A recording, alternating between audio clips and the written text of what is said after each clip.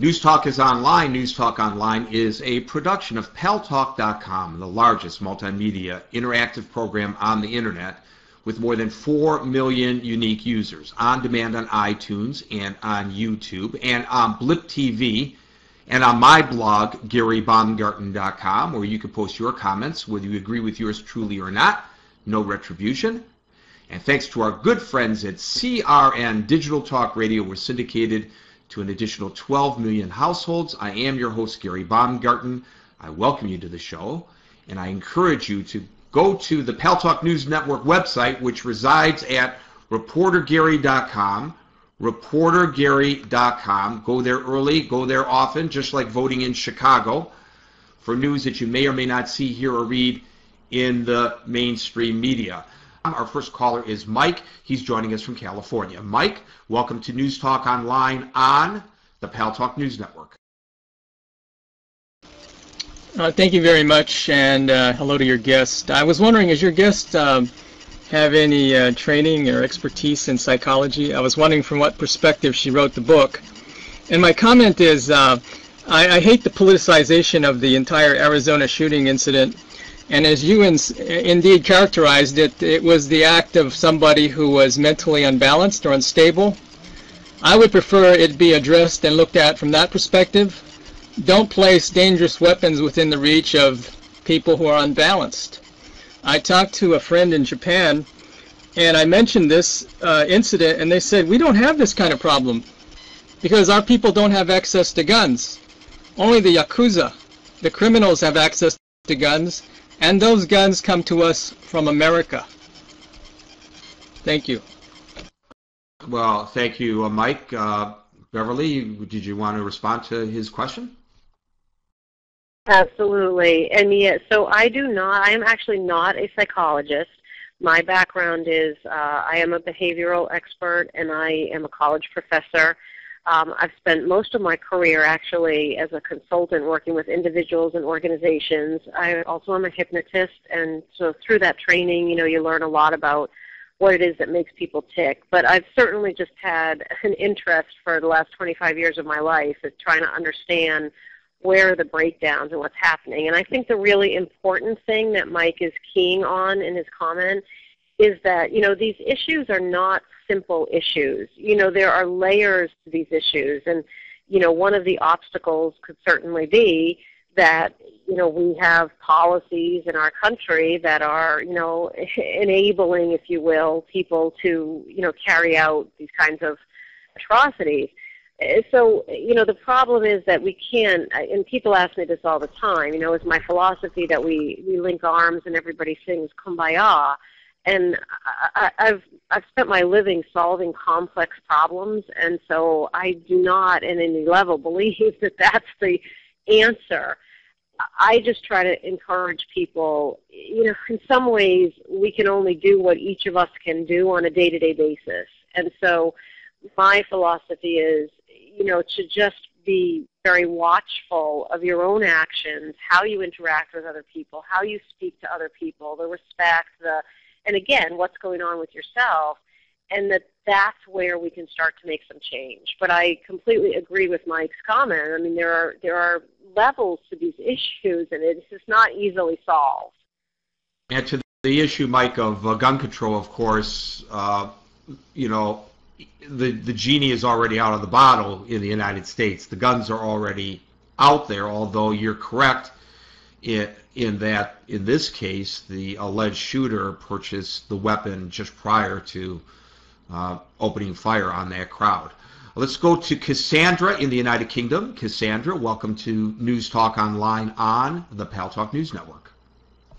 Thank you very much, Gary, and hello, Beverly. I've listened to the rhetoric, and I listen to the rhetoric that goes on in political forums, and the tactics that are used, and it would seem that a lot of the tactics are, in fact, to place one person against another. Do you feel that the responsibility lies with our leadership to any extent, that they should, in fact, be setting an example?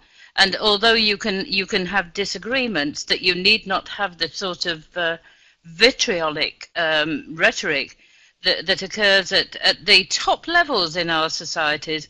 Should they not be making the example, setting the example for the rest of us to follow? Thank you. Beverly? I could not agree more with that comment. I think that it is all about role models, and when you think about, I mean, of course, if our leaders are going to be talking to one another with such disrespect, and again, almost dehumanizing in the approach, you know, these are complex problems, and when you started out, Gary, you said you're a problem solver, and that's how I've spent all of my career. And you know, to me, there are problems to be solved, and we're not going to agree on the way to solve them. That's absolutely a given. But sometimes we can agree to disagree and try to get underneath, well, where do we have a common ground? You know, what are some things that we can agree on and try to go from there? And it's very disheartening to see our leaders not taking that perspective, you know, not trying to understand, okay, well, what is it that we're really trying to accomplish here? And maybe the way that we go about doing it, we have differences of opinion, but what's really underneath it? So you don't hear people talking in terms of solving the problem. You just hear them talking in terms of why the other person is the problem, or is stupid, or is, you know, so misguided. And so I couldn't agree more. I think that it has to start at the top. At the same time, again, I feel that, you know, we all, though, do have our own choices day to day. So, you know, we have to be part of the solution. Each of us has to be part of the solution, or this is just never going to shift. The guest is Beverly Flaxington, Flaxington. Her book is Understanding Other People, The 5 Secrets to Human Behavior, and you can find it at her site, understandingotherpeople.com. Let's go to Steph in California. Steph, welcome to News Talk Online on the Paltalk News Network.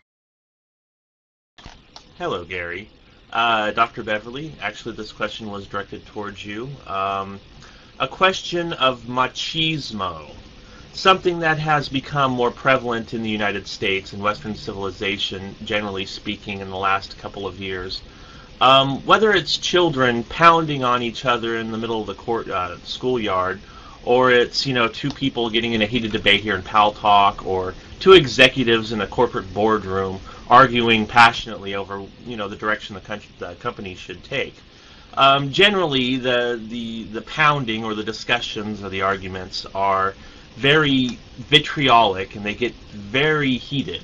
However, there's still that level of civility between them that allows them, when everything is said and done, even if there's a victor and a vanquished to it all, that, you know, they dust themselves off and shake hands and go on about their merry way, allowing the person who is victorious to remain victorious and the person who's been defeated to be defeated. It's not that they've been disrespected. It's not that they have lost their reputation or face in front of everybody else. But in recent years, the concept of machismo in Western civilization has seemed to have reappeared. The idea that you have lost face and you have lost the respect of other people. And now your only other course is to go ahead and use physical violence to somehow try to regain that respect or that reputation. Well, who in the political arena has used physical violence? I think they've used fighting words that have, as you pointed out, been quite vitriolic, but I don't see anybody who ran for office who lost resorting to physical violence. I wasn't simply referring to the political arena. However, there are factions on various sides, heated factions, that have used physical violence in the past. Not necessarily the politicians, but sometimes... Who, Steph? Could you tell us to whom you refer? Well, a matter of fact, we're about to have a discussion about the EDL, for instance, and they have been known to use violence against people who disagree with their agenda on several different occasions. Matter of fact, they've had recent walks through London that have resulted in people being beaten very, very severely. Okay, but this happens all the time when you have political demonstrations, doesn't it? We saw it during the Republican National Convention that people smashed out the window of Macy's as they marched by because it represented the establishment. And we saw it with the anarchists that have shown up anytime any of the G8, 6, 7, 10, 11, 12s, whatever G+5 or whatever it is meeting at any given time, or when the World Bank is meeting, etc., or the International Monetary Fund. We've seen a level of demonstration that has crossed over the boundary. This is not something that is new or unique to the EDL or unique to any country anywhere, is it? We see it throughout the world. We're seeing it right now in the Ivory Coast. We're seeing violent demonstrations, for example. I didn't say it was, Gary, but before there had been some level, a higher level of civility when it came to some of these issues. For instance, raising fees at your local college to buy books, or just simple tuition fees like at Berkeley, or what recently happened in England, resulted in actions of violence against those who were demonstrating against those fees. It was just simply their choice to use violence and basically make their point with clubs instead of with words. And I think this... Right, Steph, but let me just suggest something to you, and thank you for your call, that sometimes things aren't exactly as they seem. Sometimes there are agent provocateurs who, and I don't know that this was the case in the example in which you give, but I do know that the organizers claimed such. There are agent provocateurs who join in the ranks of these very public events and resort to violence to discredit the people who are demonstrating. And my suspicion is that that's exactly what happened during the Republican National Convention. I was there covering those demonstrations, and it was a very peaceful, friendly, almost carnival-like atmosphere until suddenly somebody started throwing bricks through Macy's, and then the police turned on the entire crowd because of the actions of one or two individuals.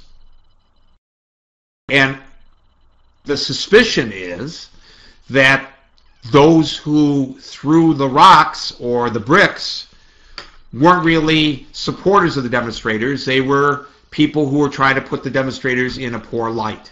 I'm out of time, but the aftermath follows, and our very heated debate, crosstalk, follows that, and then we mellow back out following crosstalk with Linda Padula and friends. Please, stick around for that as well, those of you who came in for the fisticuffs. I promise you, you will be thoroughly entertained and walk away with better karma than when you came here. I'll be back at 5 o'clock New York time tomorrow for another edition of News Talk Online on the Paltalk News Network. Until then, peace out.